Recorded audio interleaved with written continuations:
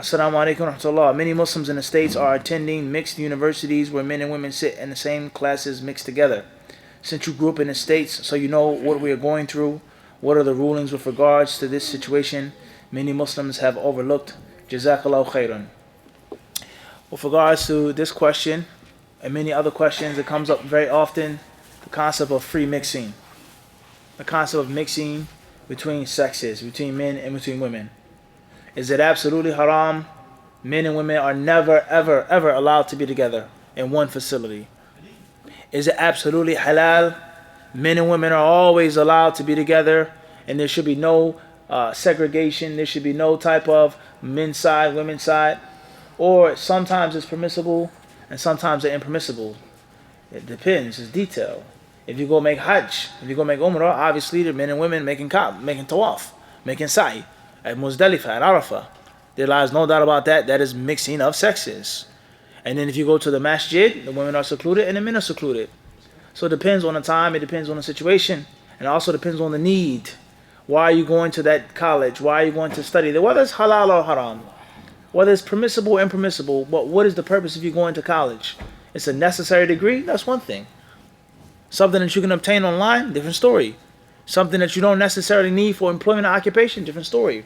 But as we have explained before, there are many jobs, many means of occupation, many means of professionalism that cannot be obtained except through some type of things which are either haram, disliked, or doubtful. Haram, clearly haram. Disliked, clearly makruh. Not haram, but you shouldn't do it. Or something at worst, which is what, or at best, is dislikes, mashkuk fi. It's from the shubuhat, or the mushtabihat, or the mushabbahat. It's from the things that are a bit gray, not black, not white, but a little gray.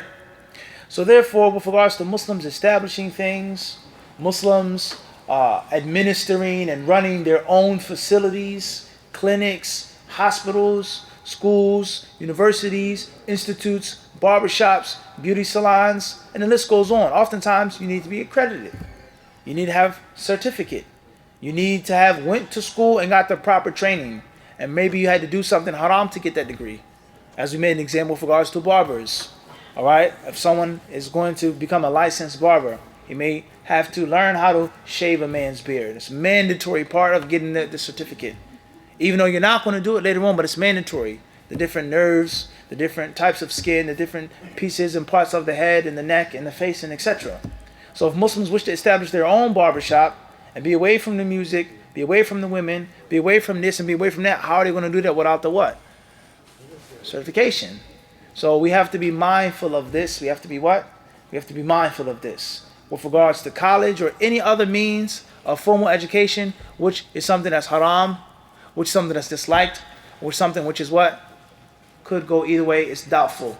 So therefore, my answer, as I said before, and I'll say again, there is no one absolute rule of free mixing. It is not always haram, it's not always halal, but it depends on the situation. It depends on the situation. And we know that a person has to be careful of harming himself. A person has to be mindful of getting harmed. You go to a college for a degree, for education to benefit someone, and you may end up harming yourself. You may end up hurting yourself. Everybody understand this? Spiritually, morally, hurting and harming yourself. And then there may be another situation in which it's necessary, it's mandatory. And you may have to do something which may not be permissible, which may be disliked for the greater gain. For the greater gain. And Allah Azza wa Jalla surely knows best.